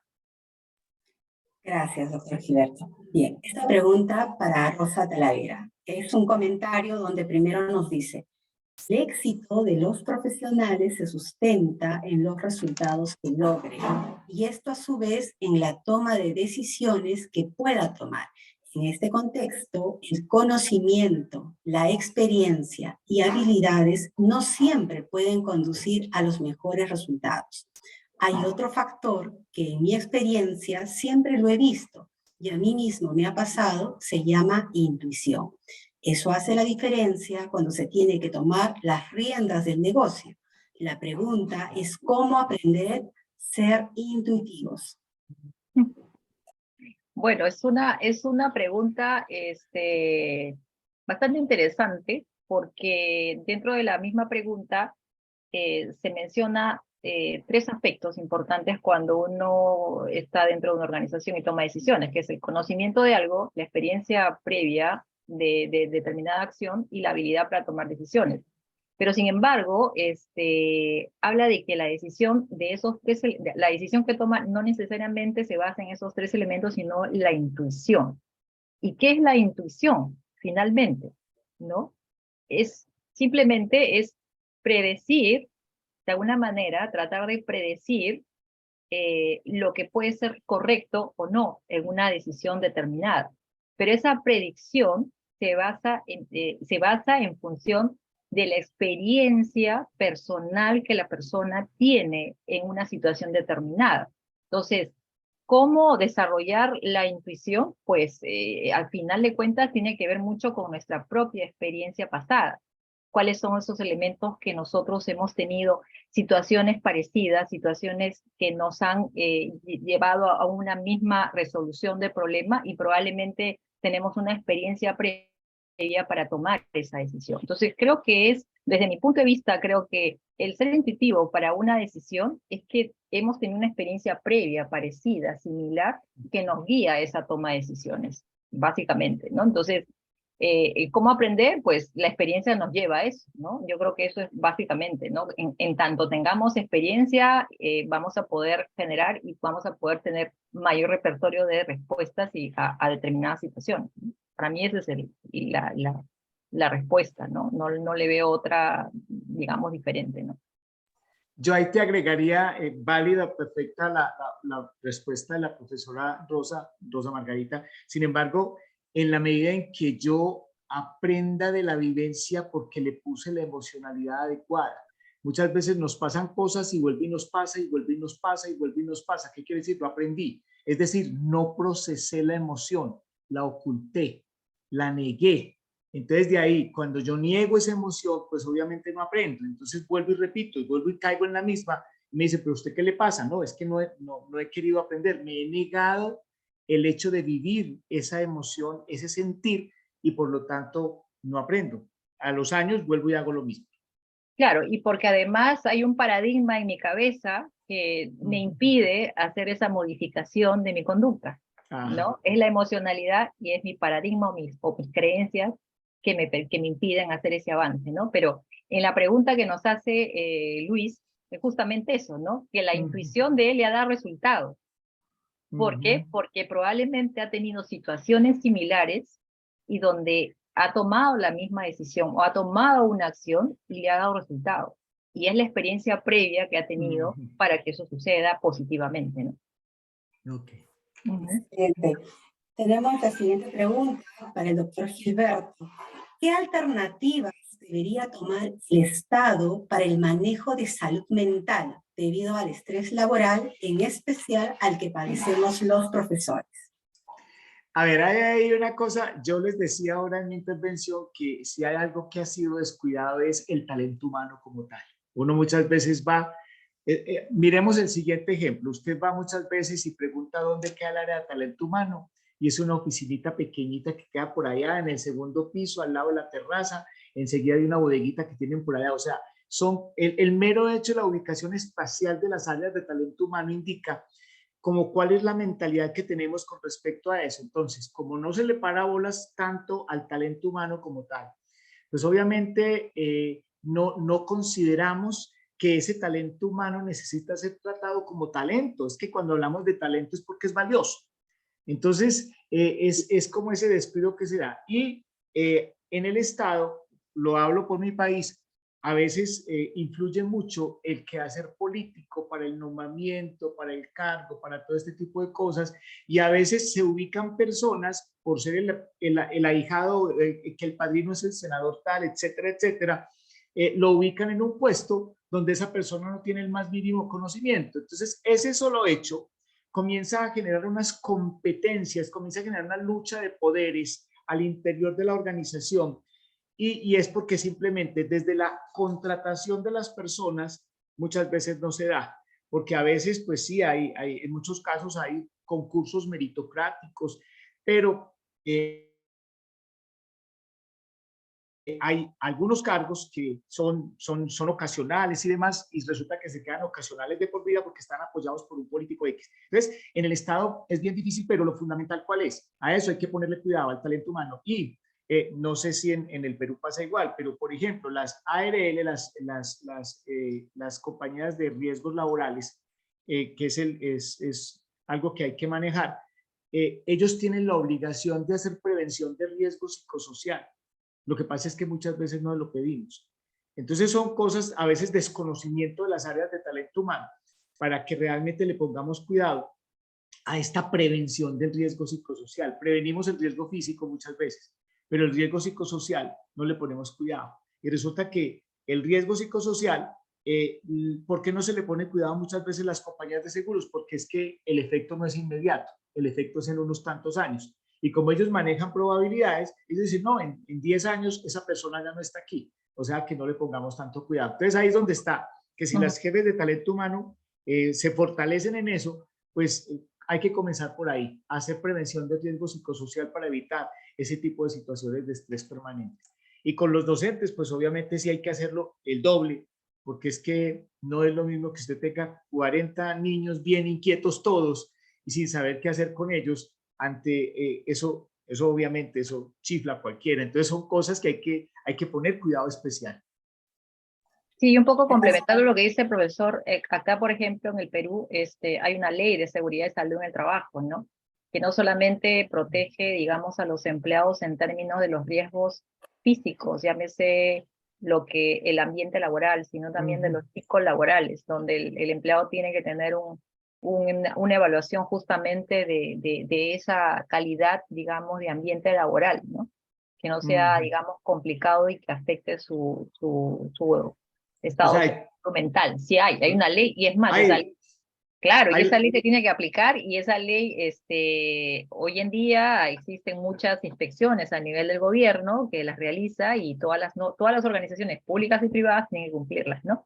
O sea, hay las herramientas, hay que ponernos en el plan de exigirlas. Exactamente, hay que cumplir, las organizaciones las tienen que cumplir, ¿no? Pero sí es un tema complejo, y en teoría debería haber charlas periódicas justamente vinculadas a la salud mental, ¿no?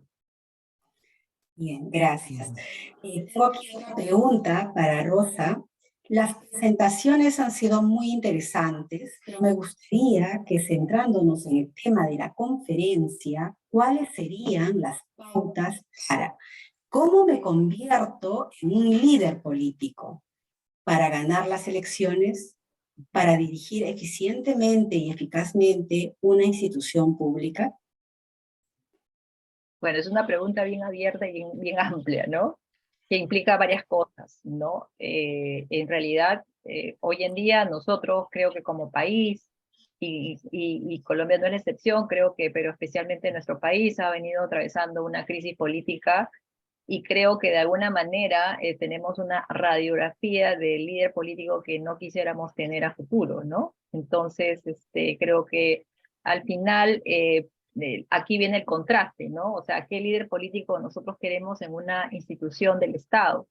Un líder político que sea honesto, transparente, que al final refleje valores, y al final sea una persona que sea consciente de que está en una posición para servir a su comunidad y para servir a los ciudadanos, ¿no?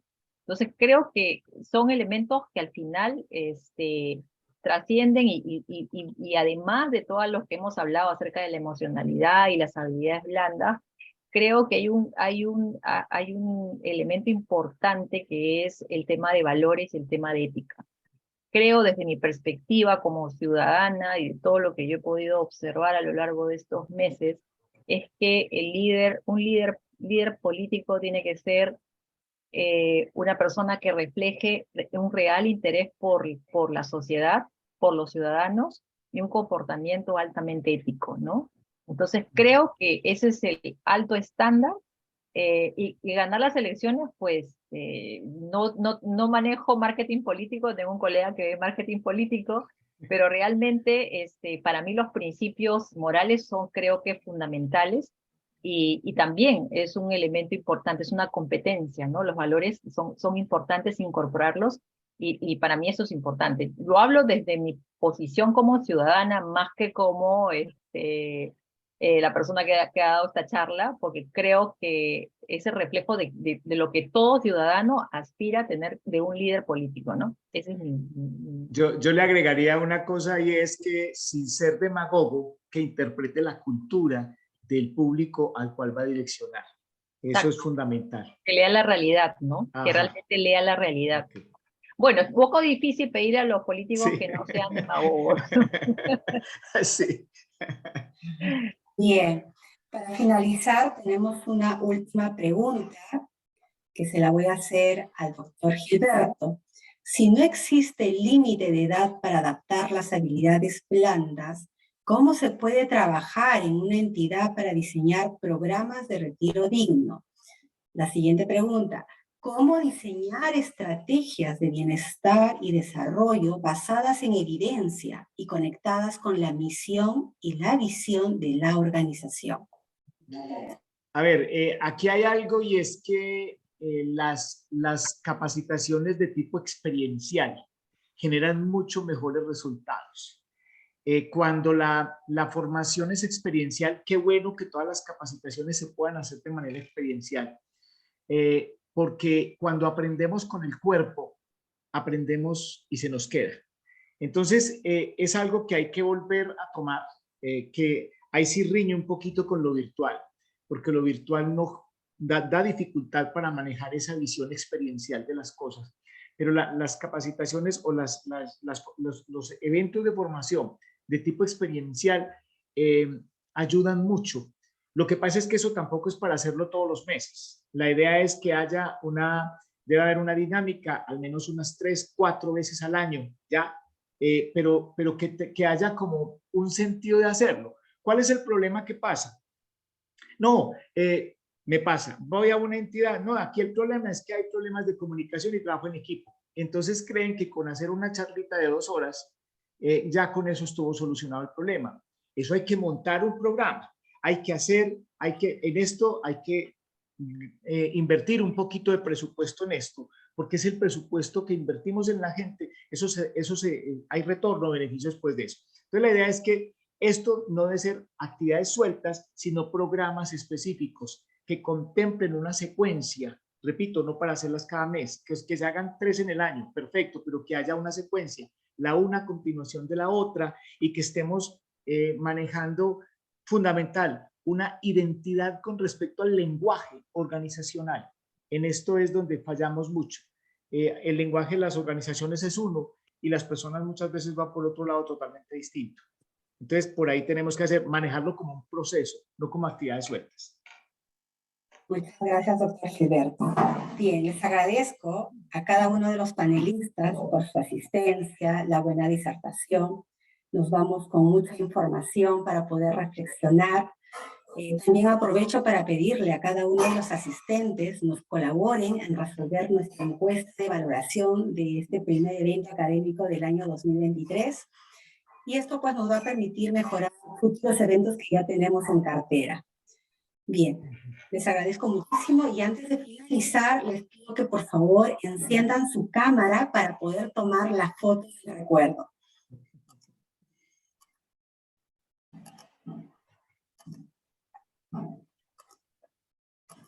Bien. Nos falta Jaime, Dylan, Tracy. Les pido encender su cámara. Muy bien. Voy a tomar la primera foto. Son varias páginas que vamos a tomar. A ver, un momentito. Vamos con la primera.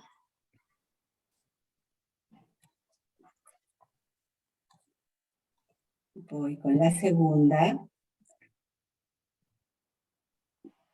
Me falta Viviana Gallego, Jaime Andrés, Luis Fernando. Ahí está Mari.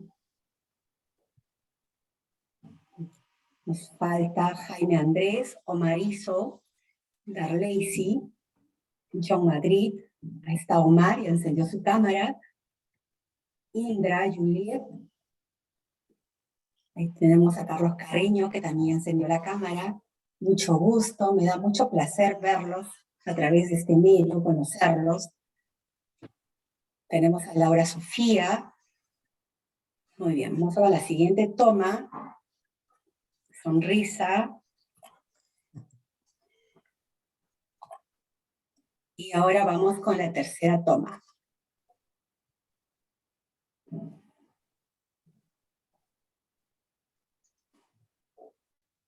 Muy bien, aquí tenemos casi de todos, la cámara encendida, muy bien. Vamos con la cuarta toma.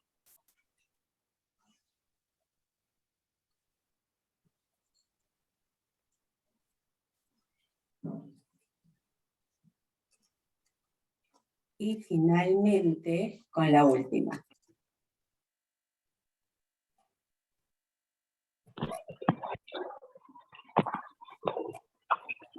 Muy bien, muchísimas gracias. Buenas noches. Muchas gracias, muy amables, hasta luego. Gracias, hasta luego. Gracias a todos. Muchas gracias. Muchas gracias a todos. Hasta luego. Muchas gracias por la exposición.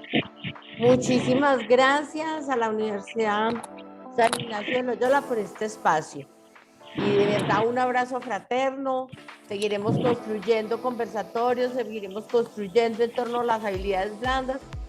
Profesor Gilberto, profesora Rosa Margarita, muchísimas gracias por compartir este espacio, por todos los que nos acompañaron, el profesor Eric, la doctora Elda, la doctora Lorena, que hemos sido un equipo que venimos acá fuertemente, de verdad, a todos, muchísimas gracias por permitirnos este espacio, la doctora Zulma desde la Universidad Asunción de Paraguay, que también nos acompañó, pues de las personas que conozco, ¿cierto?